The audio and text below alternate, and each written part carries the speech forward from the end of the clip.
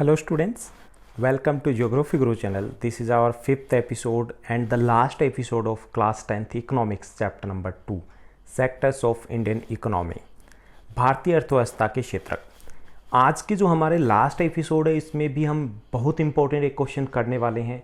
वो क्वेश्चन है कि संगठित और असंगठित, ऑर्गेनाइज्ड और अनऑर्गेनाइज्ड सेक्टर है, उनमें क्या अंतर है।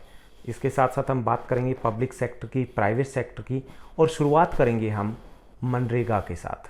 तो 3 टॉपिक रहेंगे: मनरेगा, ऑर्गेनाइज्ड अनऑर्गेनाइज्ड, संगठित और असंगठित क्षेत्र, और पब्लिक और प्राइवेट सेक्टर की।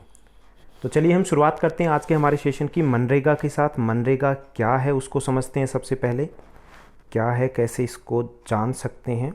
आपने इसके बारे में सुना होगा, मनरेगा या फिर एमजी नरेगा के नाम से भी जाना जाता है। तो ये मनरेगा या एमजी नरेगा क्या है, सबसे पहले हम ये जान ले। महात्मा गांधी राष्ट्रीय ग्रामीण रोजगार गारंटी अधिनियम है ये, Mahatma Gandhi national rural employment guarantee act, जिसको हम मनरेगा के नाम से जानते हैं। अब ये मनरेगा क्या, थोड़ा सा और डिटेल में जानते हैं। भारत सरकार ने, यानी कि केंद्रीय सरकार ने, हमारी संघीय सरकार ने एक योजना लागू की थी। कितने जिलों में? 625 जिलों में। वहाँ पे काम करने के अधिकार को लागू करने वाला एक कानून बनाया था, जिसे महात्मा गांधी राष्ट्रीय ग्रामीण रोजगार गारंटी अधिनियम के नाम से जानते हैं। ये 2005 में पारित किया गया था, तो इसे मनरेगा 2005 भी कहा जाता है। अब इस मनरेगा में क्या है, यानी ये क्या है, एक अधिनियम है। कब लागू हुआ? 2005 में लागू हुआ। अब इसके तहत क्या दिया जाता है, ये महत्वपूर्ण है आपके लिए जानना, कि इसके तहत वे सभी जो सरकार द्वारा एक वर्ष में 100 दिन रोजगार की गारंटी लेने के लिए योग्य है, उनको काम की आवश्यकता, उनको काम दिया जाता है। कितना? 100 दिन का कार्य। यानी यहाँ पे हर जो नीडी व्यक्ति है उसको 100 दिन के कार्य की गारंटी दी जाती है। अगर सरकार उनको ये काम नहीं दे पाती है तो उनको बेरोजगारी भत्ते देगी। इसमें 33% जो कार्य है वो महिलाओं के लिए आरक्षित है। तो दोबारा से थोड़ा सा देखिए कि मनरेगा क्या है। Mahatma Gandhi national rural employment guarantee act है, यानी ये ग्रामीण क्षेत्र के लिए है, और इसके तहत रोज़गार उपलब्ध करवाया जाता है गरीब लोगों को जो काम करना चाहते हैं लेकिन काम उपलब्ध नहीं है।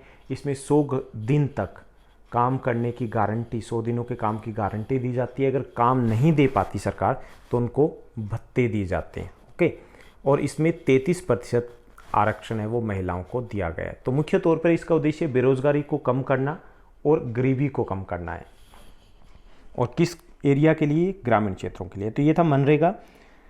अब हम नेक्स्ट जो इम्पोर्टेंट क्वेश्चन है वो है हमारा टॉपिक संगठित और असंगठित क्षेत्र में अंतर। अब ये संगठित और असंगठित क्या होता है? ये होता है रोजगार की दशाओं के आधार पर। संगठित क्षेत्र होता है वहाँ पर रोजगार के लिए जो सर्कमस्टांसेस होती है, दशाएं होती है, वो बेहतर होती है असंगठित क्षेत्र की तुलना में। उस आधार पे इकोनॉमी के 2 सेक्टर और हो सकते हैं, और वो है संगठित और असंगठित। यानी कि वो तो हमने उत्पादन की दृष्टि से बाइफरकेट किया था, यहाँ पे हम करें काम करने की दशाओं के आधार पर। तो बहुत इंपॉर्टेंट क्वेश्चन है ये भी कि संगठित और असंगठित क्षेत्रों में अंतर बताइए। अब जब आप अपने ब्लूप्रिंट को ध्यान से आपने देखा होगा सोशल साइंस का, तो उसमें आपने देखा होगा कि क्वेश्चन किस टाइप के होंगे। तो उसमें से एक है एनालिसिस टाइप के क्वेश्चन होंगे आपके 12 to 13 मार्क्स के। वो एनालिसिस बेस्ड क्वेश्चन कौन से होते हैं? उसमें हमें कंपेयर करना होता है कि कौन सा सेक्टर में क्या डिफरेंस है।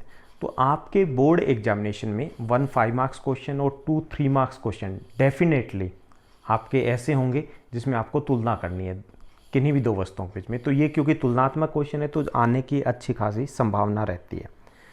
तो संगठित और असंगठित क्षेत्र में अंतर क्या है?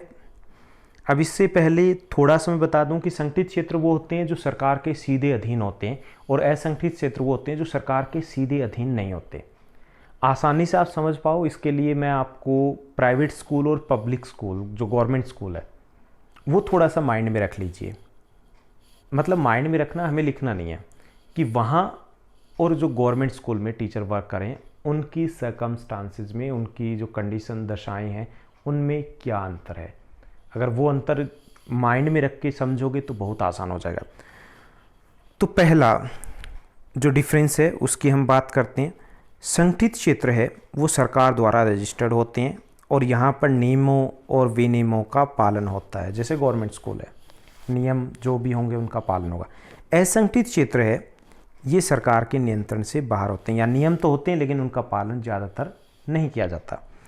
संगठित क्षेत्र में श्रमिकों को रोजगार की सुरक्षा प्राप्त है, यानी यहाँ पर जो जॉब लग गया उनको आसानी से निकाला नहीं जा सकता बिना किसी कारण के कारण।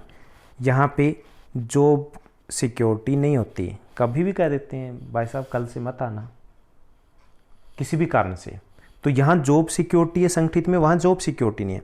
संगठित क्षेत्र में वेतन अधिक होता है, गवर्नमेंट स्कूल्स के टीचर्स की सैलरीज है काफ़ी अच्छी होती है, जबकि असंगठित क्षेत्र में वेतन आम तौर पर कम होता है। क्योंकि हम सिर्फ एग्जाम्पल ले रहे हैं जो स्कूलों का, तो इसलिए आपको बताया जा रहा है कि वहाँ पे आम तौर पे सैलरी है वो कम रहती है कंपैरेटिवली।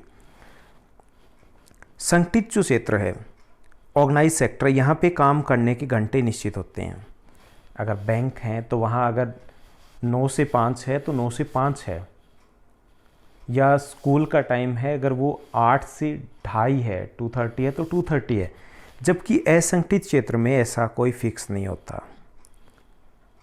आप फैक्ट्रीज़ में जाओगे तो वहाँ पे ये बताया जाता है कि अब तो वर्कलोड सीजन चल रहा है, रात की नाइट शिफ्ट में भी काम करना होता है, 2-3 घंटे एक्स्ट्रा काम करना होता है। यहाँ पे ऐसा नहीं होता। संगठित क्षेत्र में सवैतनिक अवकाश दिए जाते हैं, जैसे कुछ आपके अवकाश फिक्स होते हैं, जिस दिन आप नहीं जाते फिर भी आपको वेतन मिलेगा। जबकि असंगठित क्षेत्र में ऐसा नहीं है, काम नहीं तो वेतन नहीं, तो ये सुविधा वहाँ नहीं होती। संगठित क्षेत्र में कई और सुविधाएं प्राप्त होती है, जैसे यहाँ पर बोनस होता है, यहाँ PF होता है, प्रोविडेंट फंड होता है, बोनस भी दिया जाता है।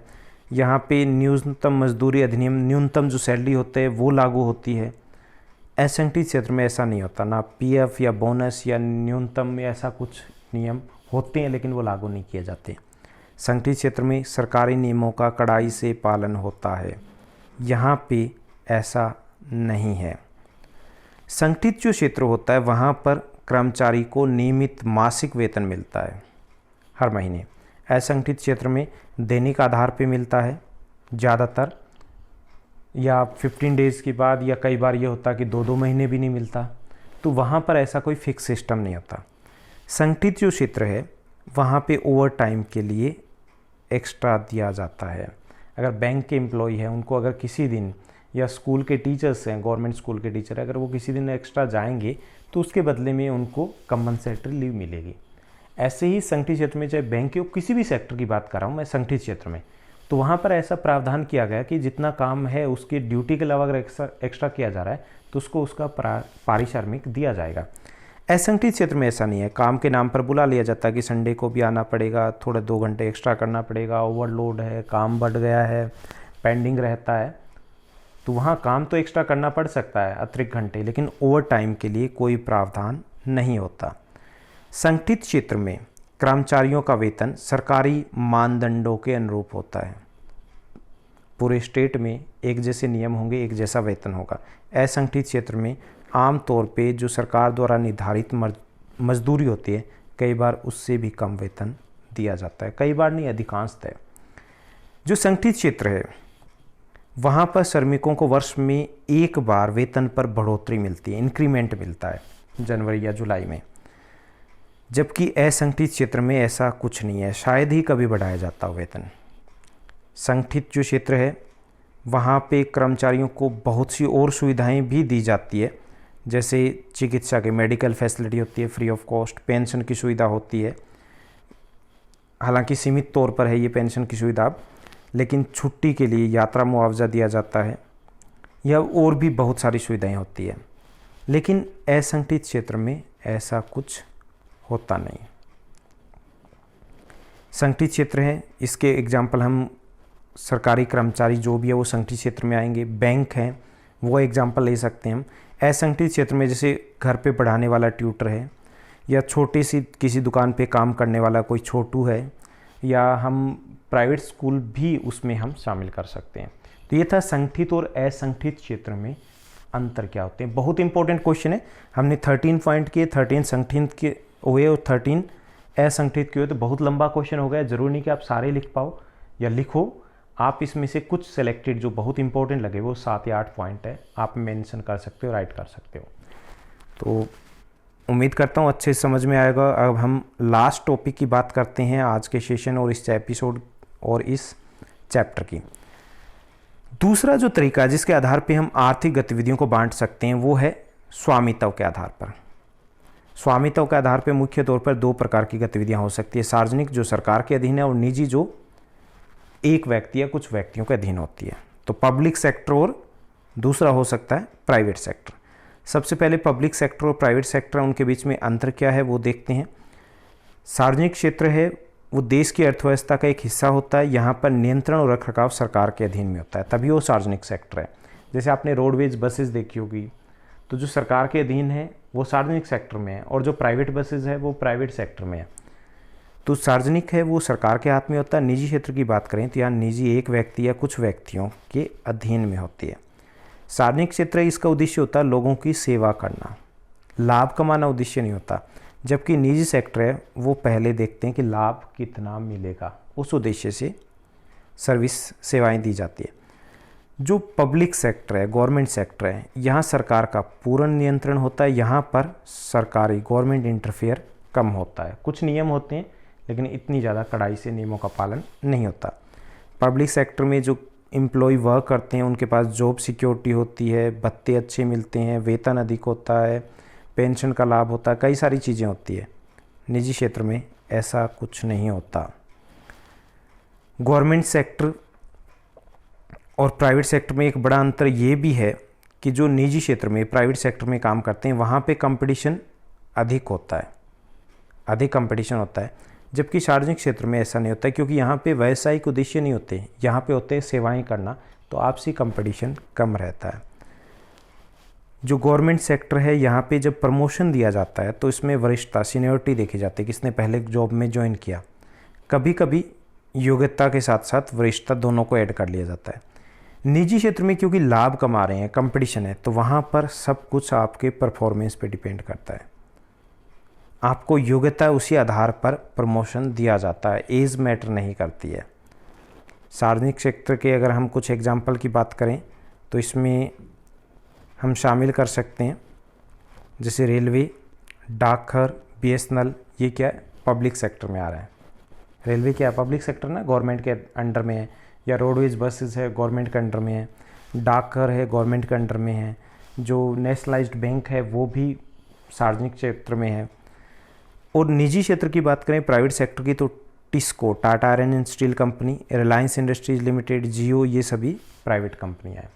तो जो अंतर हमने किया था संगठित और असंगठित में, वैसा ही अंतर यहाँ होता है, यानी कि वही सिचुएशन ये होती है वेतन में या परिस्थितियों में, तो लगभग से वही पॉइंट थोड़ा सा आप इसके अकॉर्डिंग चेंज करके आप उनको मेंशन कर सकते हो। तो ये था हमारा चैप्टर नंबर 2 इकोनॉमिक्स का, और उम्मीद कर रहा हूँ बहुत अच्छे से आपने समझा होगा, पढ़ा होगा, आपकी स्टडी बहुत अच्छे से चल रही होगी, आप जो टारगेट लेके चल रहे हो उसी की तरफ जा रहे होंगे। ऐसे ही आगे बढ़ते रहिए, पढ़ते रहिए, और अगर आपको कंटेंट अच्छा लग रहा है तो इस चैनल को लाइक कीजिए, शेयर कीजिए, सब्सक्राइब कीजिए। Thank you, have a nice day.